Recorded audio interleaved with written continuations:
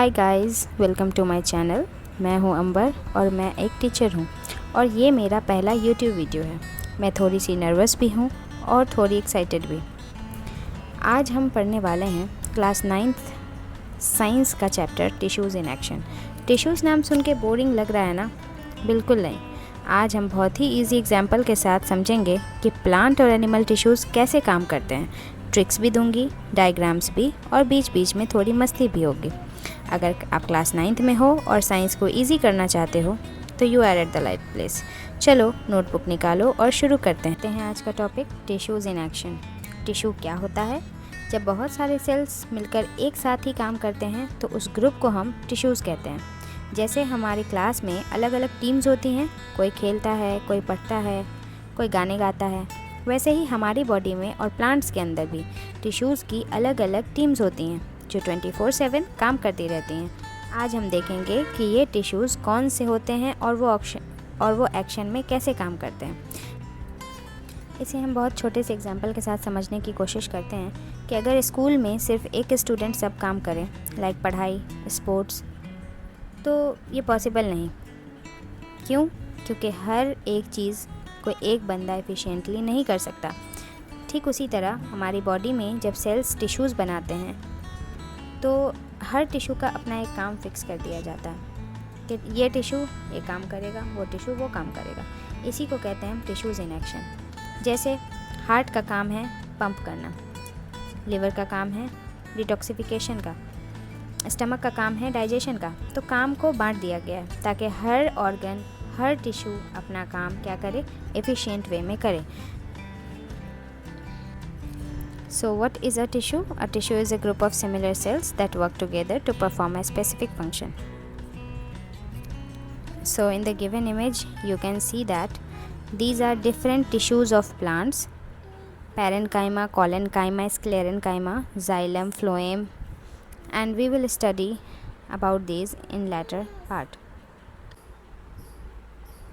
Next, देखो, life शुरू होती है एक सिंगल सेल से और वही सेल बार बार डिवाइड होता है और मिलियन ऑफ सेल्स बना देता है। लेकिन सभी सेल्स सेम नहीं रहते। ये सेल्स धीरे धीरे बॉडी पार्ट्स, अलग अलग बॉडी पार्ट्स बना देते हैं। जैसे हमारी स्किन जो हमें प्रोटेक्शन देती है, जैसे हमारे मसल्स जिनसे हमें मूवमेंट करने में हेल्प मिलती है, जैसे हमारे बोन्स जो हमारी बॉडी को सपोर्ट करता है, और नर्व्स जो हमारी बॉडी को कंट्रोल करता है, कोऑर्डिनेट करता है, सारे काम करवाता है। मतलब क्या हुआ? सेल्स मिलकर टीम बना लेती हैं और हर टीम का अपना एक काम होता है। इसी टीम को हम टिश्यूज़ कह देते हैं और जब ये टिश्यूज़ काम करते हैं तो इसे हम कहते हैं टिश्यूज़ इन एक्शन। तो अब बात करते हैं कि बॉडी के अंदर ऑर्गेनाइजेशन कैसे होती है। मल्टीसेलुलर ऑर्गेनिजम्स में एक हायरार्की होती है। मल्टीसेलुलर ऑर्गेनिजम्स मतलब वो ऑर्गेनिजम्स जिनके पास बहुत सारे सेल्स होते हैं, और यूनिसेलुलर ऑर्गेनिजम्स क्या होते हैं? जो सिंगल सेल का बना होता है और उसी सेल में उनकी ज़िंदगी में होने वाली सारी चीज़ें उसी सेल के अंदर होती हैं। मतलब all life functions are performed within that cell. But multicellular organisms के अंदर क्या होता है? डिफरेंट ऑर्गन्स पाए जाते हैं जो डिफरेंट काम करते हैं। तो वही मैं बता रही हूँ कि in multicellular organism there is hierarchy of organisations.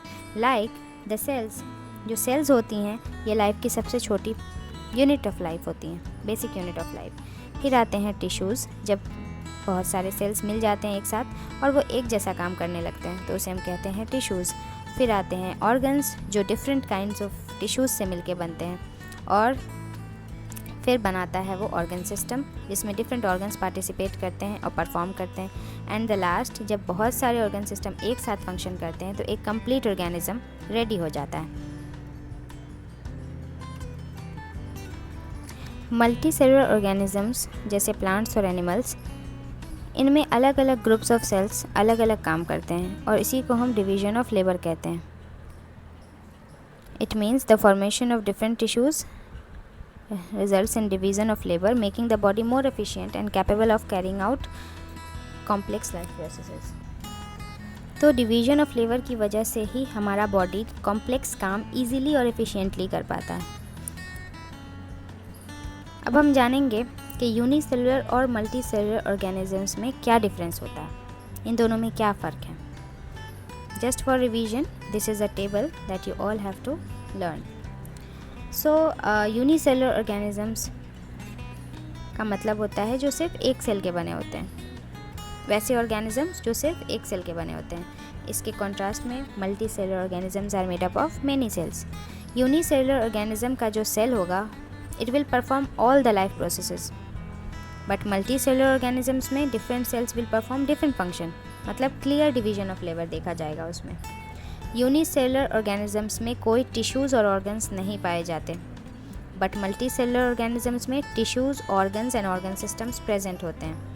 Usually unicellular organisms छोटे होते हैं, they are microscopic in size, and multi cellular organisms are very large and complex and we can also see with our naked eye. Unicellular organisms का structure simple होता है और multi cellular organisms का structure complex होता है. अगर हम growth की बात करें तो growth occurs by increase in the size of single cell. वही सेल जो सिंगल है वो ग्रो करेगा तो उसकी साइज़ बढ़ेगी, बट मल्टी सेलुलर ऑर्गेनिजम्स में ग्रोथ कैसे होता है? By the increase in the number of cells through cell division. Example की अब हम बात करें, ग्रोथ की अगर हम बात करें तो यूनिसेलुलर ऑर्गेनिजम्स का जो ग्रोथ है वो विद इन सिंगल सेल में देखा जाता है. उसी सेल का साइज़ इंक्रीज़ होता है और वो डिवाइड कर जाते हैं. बट मल्टी सेलुलर ऑर्गेनिजम्स में growth by the increase of cells देखा जाता है.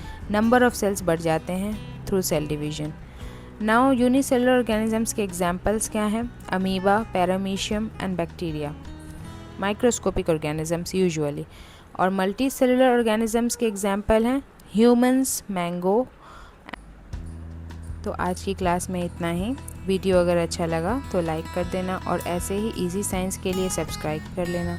कमेंट में बताओ कौन सा टॉपिक नहीं समझ में आया और कौन सी चीज़ कन्फ्यूजन लगी. नेक्स्ट वीडियो में उसे क्लियर कर लेंगे. मिलते हैं नेक्स्ट वीडियो में. तब तक पढ़ते रहो, हंसते रहो. Thank you.